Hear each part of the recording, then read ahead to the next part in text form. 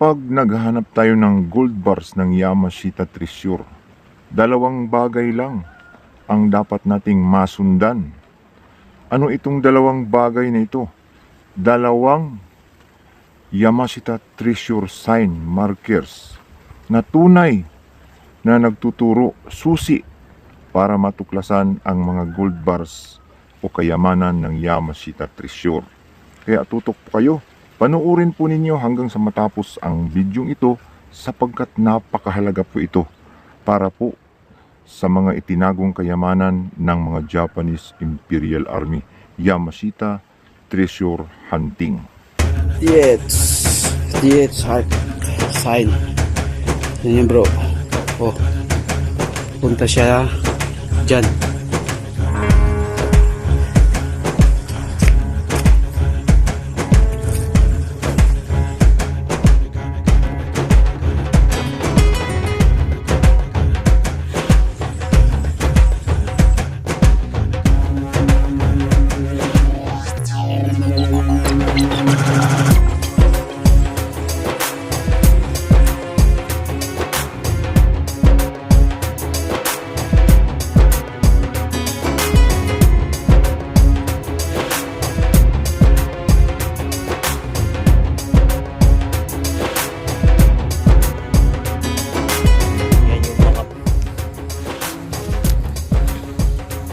Talaga nga paghungdetan, brother.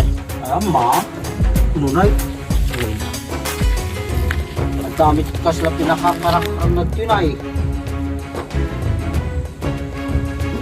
Gandang araw po sa inyong lahat, mayong adlaw sa inyong tanan diha sa Kabisayan ug Kamindanawan. May adlaw gid sa inyo tanan dira sa Bacolod kag Iloilo sa akon mga kauturan ng mga Ilonggo. Naimbag na aldaw kada kayo amin mga kakamsat tayo na mga Ilocano. Assalamualaikum warahmatullahi ta'ala wa barakatuh. Luzon, Visayas, Mindanao hanggang Sabah. Tayo na naman po ay magbabalik sa isa na naman pong napakagandang topic tungkol po sa Yamashita Treasure Hunting. At ang ating topic nga na napili sa araw po na ito ay tungkol po dito sa dalawang tunay na Yamashita Treasure sign marker sa ilalim na nagtuturo sa mga gold bars na ibinaon ng mga Japanese Imperial Army. Sa mga katwid, ito po yung tunay na nagsasabi ng pinagbabaunan ng ginto ng Yamashita Treasure. Kapag nakita ninyo ito sa ilalim, ito po ang sinusundan talaga para matukoy kung nasaan ang lokasyon o lugar ng eksaktong pinagtataguan ng mga gold bars sa Yamashita Treasure. Kaya napakaganda, napakahalaga po ang ating pong topic na ibabahagi sa inyo sa araw po na ito. Kaya tutok po kayo, panoorin po ninyo hanggang sa matapos ang bidyong ito. Pero bago yan, tayo po muna ay magpapasalamat sa lahat po ng ating mga subscribers, bashers, haters. Maraming salamat po sa patuloy po ninyong pagsuporta, panonood po, pagko-comments sa akin pong mga videos. At sa hindi pa po nakapag-subscribe, pakipindot na lamang po ang subscribe button sa ibaba at ang notification bell para updated po kayo sa mga susunod kong i-upload. At suporta po yan sa aking channel. So tayo na naman po ay continue sa atin pong pagbabahagi ng mga kaalaman tungkol po sa Yamashita Treasure Hunting. So bago tayo dumiritso sa ating pong pinaka-topic ay nais po nating ipaabot sa ating pong mga tagapanood na ito pong ating pagbabahagi ay sariling sikap, sariling research po natin ito. At nagmula po ito sa Yamashita Treasure Code sa mga kodigo po ng mga Japanese Imperial Army. So tayo po ay tutungo na sa ating pong pinaka-topic na ibabahagi sa inyo sa araw po nito tungkol nga po dito sa dalawang napakahalagang sign, Yamashita Treasure sign markers, na nagsasabi ng tunay na kinaroroonan ng Yamashita Treasure. Napakarami pong mga kababayan natin na nagpapadala po ng kanila pong mga katanungan na nagtatanong, Sir, tama po ba itong aming hinuhukayan? Sintro po ba ito? Malapit na po ba kami sa Yamashita Treasure? Ito po ay masasagot dito po sa dalawang susi na ito na nagtuturo ng direksyon, tunay na nagtuturo ng direksyon sa mga gold bars ng Yamashita Treasure o kayamanan ng Yamashita Treasure. Kaya makinig po kayo ng maigi. So, ito pong mga sign markers na ito, kapag hindi natin nakita na tagpuan sa ilalim, ay masasabi nating hindi natin basta-bastang masundan ang gold bars o kayamanan na ibinaon po ng Yamashita soldiers o Japanese Imperial Army. No, ang mga sign markers na ganito, kahit saan tayo maghukay sa Yamashita Treasure Site, ay nasa 80%, no, ay matatagpuan natin ang mga sign na ito.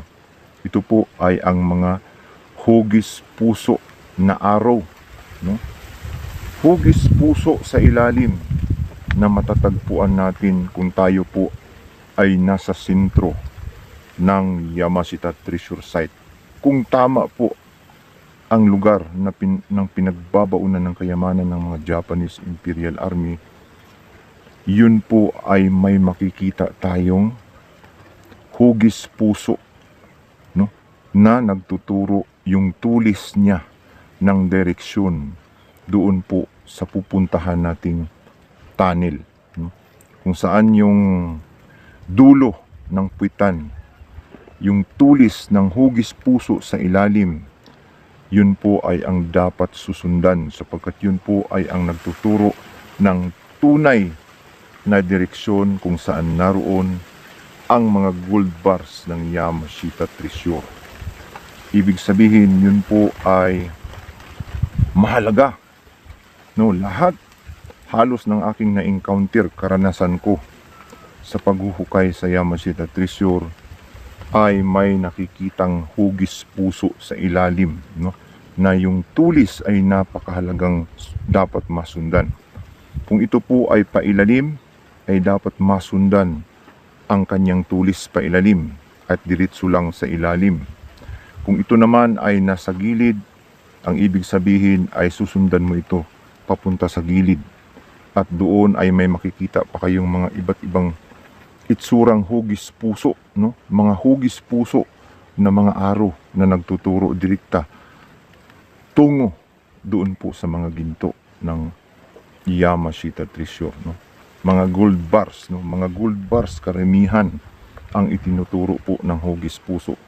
Sa katunayan, no, yung nadiskubre namin na Yamashita Treasure Site na napagkuhanan, no, ng aming pinansyir sa Mindanao, ay natagpuan namin ang hugis puso, no, sa 40 feet na napakalaki, napailalim ang patusok ang kanya pong dulo, at amin itong sinundan, at doon sa ilalim mga 100 feet, no, ay nandoon ang parang kwarto, no, na kuweba na tinakpan ng napakakapal na parang konkrito na ginawa po ng mga Japanese Imperial Army.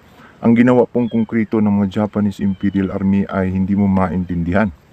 Para po siyang bato pero para namang simento, no?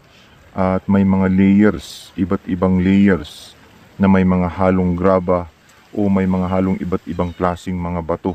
May mga clay, at higit sa lahat, may mga parang asin na layers na maanghang. Yun po ay aking karanasan. So yung hugis puso nga ay malaki ang roles, no, sa Yamashita Treasure hunting. Yun po ay ang dapat nating tandaan, na kapag nakahiga ang hugis puso ay nasa gilid ito, at kapag ito po ay nakatayo ay diretso po ito sa ilalim. At ang hugis puso na matatagpuan natin, no, kalimitan kapag malaki ay malaki ang Yamashita Treasure, no? Napakalaking kayamanan ang naitago, at na-divide ito sa dalawang Yamashita Treasure Vaults. Ibig sabihin, hindi lang nag-iisa ang kayamanan kapag hugis puso ang nagtuturo, no, ng direksyon patungo sa Yamashita Treasure o gold bars. At higit sa lahat, Ang hugis puso, kahit na nakahiga ito, kapag may dot sa gitna, may tuldok sa gitna, ay diretso itong pailalim, no? Hindi na kailangang susundan ang tulis. Kung mayroon po itong butas sa gitna ang hugis puso, diretso lang sa ilalim. Yan po ay ayon sa Yamashita Treasure Code. Pangalawa, yun po yung una, hugis puso, no? Kailangan may hugis puso sa ilalim. Pangalawa, ito pong pagong, no? Kailangan makakita tayo ng pagong na totoo. Hindi yung makakita tayo ng bato na pagkamalan parang pagong kasi parang pagong ang itsura. Ibato lang pala yun.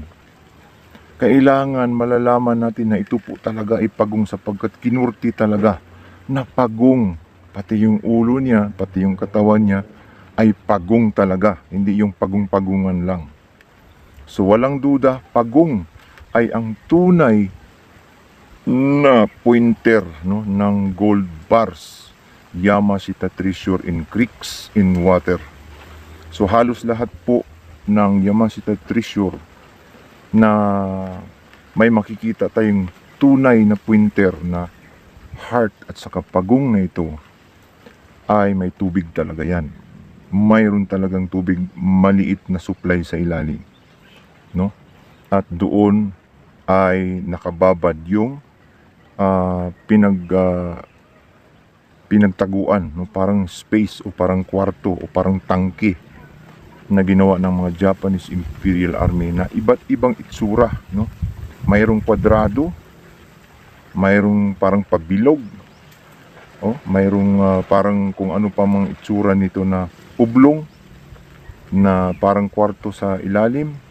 Yan po ay depende sapagkat marami pong mga design na nadiskubre ng atin pong mga kababayang Yamashita Treasure Hunter na nagbigay ng mga patunay tungkol po sa mga void space, no? Mga kwartong pinagtataguan ng mga gold bars ng Yamashita Treasure. So, pagong ang ulo, no? Ang ulo, yun po ang aking experience, no? Kung saan siya nakatingin o nakadireksyon, ayun po yung nandoon ang Yamashita Treasure. Yun po yung dapat susundan yung ulo. Pumapailalim, din papapadrip, no? At ilang metro, no? Masasagupa ninyo yung tinatawag na chamber o harang konkrito na kung saan pag nabutas ninyo ito ay mayroong kwarto sa loob na kung saan doon nakasalangsang ang mga gold bars na nakababad sa tubig, no? Ang lansa ng tubig, ang baho, kulay yelo, no? Na hindi mo mawari ang amoy. Yun po yung pinakawalan dun sa likod ng bahay ko na napagkuhanan ng mga gold bars ng Yamashita Treasure. Doon nakatingin yung ulo ng pagong na akin pong nahukay at ang nakakuha iba sapagkat wala tayong kakayahang maghukay doon. So iba yung nakakuha, yung may pera, nagtayo ng building. So ako sundot-sundot lang, pero nadiskubre ko yung pagong na yun na nakalagay sa Yamashita Treasure Code na totoo talaga, tunay talaga na ito ay pointer ng Yamashita Treasure gold bars, no? So yung pagong, ang ulo ang mahalaga, yung buntot depende, no, kung ano yung mayroong available. Kasi kung buntot lang, hindi mo mawari kung pagong talaga yun o bato lang pala yun na nilagyan ng parang buntot, ay hindi natin masasabing ito ay legit na turtle. Nakita ko talaga turtle talaga, no? Yung parang shell, then may ulo, turtle talaga. May bato din ako nakita, turtle talaga yung bato, hindi yung parang turtle lang, no? Na ma-imagine natin dahil treasure hunter tayo ay napag-isipan natin dahil parang kamukha ng pagong-pagong talaga. Pero may bato talaga na pagong talaga. Kahit saan mong anggulo titingnan ay siya ay turtle talaga. Yun po ang tunay na Yamashita Treasure pointer na tunay na nagtuturo sa mga gold bars, no? Dalawa lang sila. na ito ang tunay. At bukod dyan sa mga yan, yung mga jewelries, no, yung mga pointer ng mga diamonds, kalimitan ay mga triangular, no? Triangular arrow, yung matulis na parang triangle. Yun ay mga jewelries pointer, no? Mga itinatagong mga alahas, diamonds, kalimitang mga pointer na yan na tunay ay mga triangular, no? Yamashita treasure pointer ng mga alahas, diamonds, precious stones, kalimitan triangles, no? At pag nagsama ang triangles at saka hugis puso, yan po ay kumpleto. Mayroong diamonds, jewelries, gold bars. Yan po, may mga gold coins pa, no, na itinago kapag may mga bilog-bilog na may mga mata, may mga bibig. Yan po ay kahulugan ng mga gold coins, no, mga gintong mga coins na nalot nila mula po sa Southeast Asia.